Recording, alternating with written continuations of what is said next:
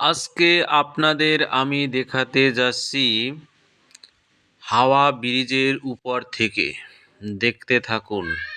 ইনশাআল্লাহ আপনাদের সুন্দর দেখানোর জন্য আমি হাওয়া ব্রিজের উপর থেকে ভিডিও করে নিয়ে এসেছি। এই যে দেখুন সূর্য অস্ত যাচ্ছে, তাই আপনাদের যাতে ক্লিয়ার দেখানো যায় সেজন্য আমি অনেক কষ্ট করে ভিডিওটি করেছি, যাতে আপনাদের সুন্দর করে দেখাতে পারি উপর থেকে।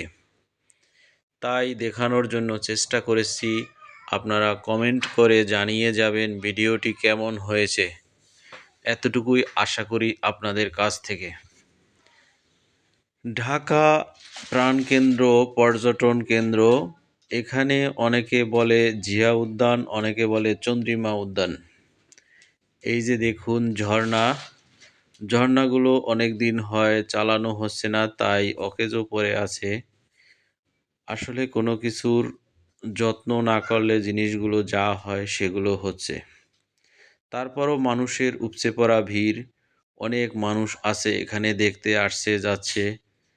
আমিও এখানে ঘুরতে গিয়েছিলাম আমার বন্ধুদের নিয়ে, তাই আমি ভিডিও করে নিয়ে এসেছি আপনাদের দেখানোর জন্য, যাতে আপনারা দেখতে পারেন এবং বিষয়টা বুঝতে পারেন।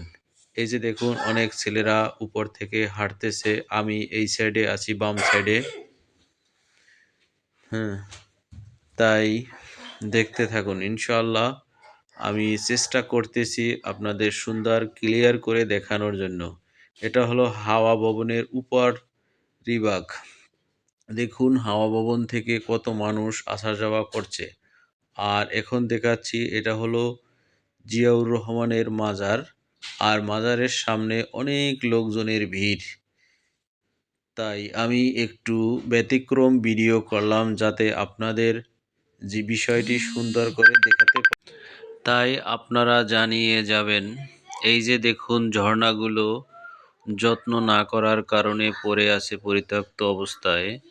আশা করি এগুলো পরিচর্যা করলে আরও সুন্দর হবে। এই যে দেখুন অনেকে সেলফি তুলছে হাওয়া ব্রিজের উপরে বসে, আর পানিগুলো কত সুন্দর পরিষ্কার। আলহামদুলিল্লাহ, দেখতে থাকুন। আমি আপনাদের হাওয়া ভবনের উপর থেকে দেখানোর চেষ্টা করছি, তাই আপনারা দেখতে থাকুন।